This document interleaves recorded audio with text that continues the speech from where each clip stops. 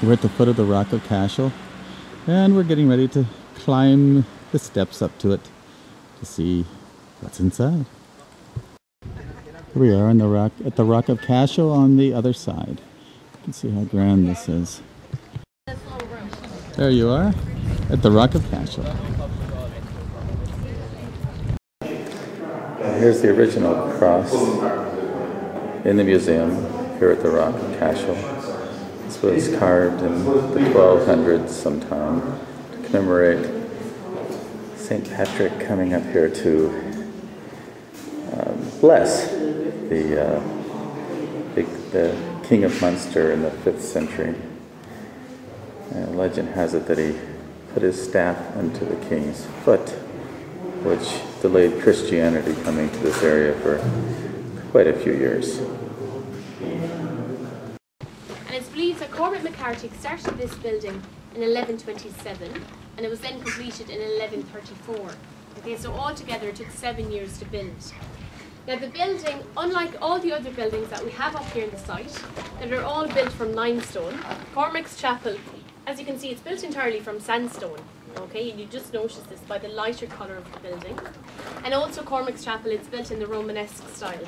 And how you distinguish the Romanesque style is just by the rounded arches that you can see around the building.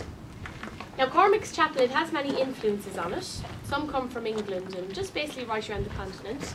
Like for example, you'll notice this very common design throughout the building that's known as blind arcading. And it's just a design that simply looks like blocked up arches, okay, or blocked up windows even. And also another very popular design throughout the building is the zigzag design that you can see going around the arches, okay, and this is just known as a chevron design.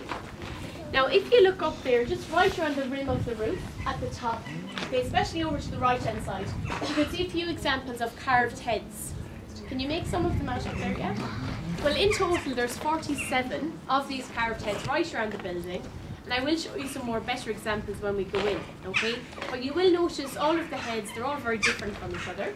None of them are actually the same, so it's kind of hard to know why they're there or what they're meant to represent. So again, like everything, there's many theories around them.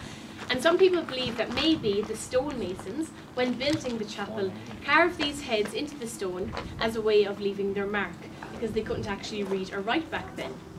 Like most chapels and cathedrals, it's built cruciform in shape, okay? So it's built like the shape of a cross, consisting of the nave area, that's where you're all standing. If you look to each side of you up here at the top, you can see 2 doorways, and these doorways lead into projecting towers, okay? And then you have the main area of the chapel, and that's the chancel area, or the main altar area up here at the top. Now if you look right around the walls of the chancel, you can see the remains of frescoes. Old castle area now, which was quite impressive. It's amazing. It's just lovely.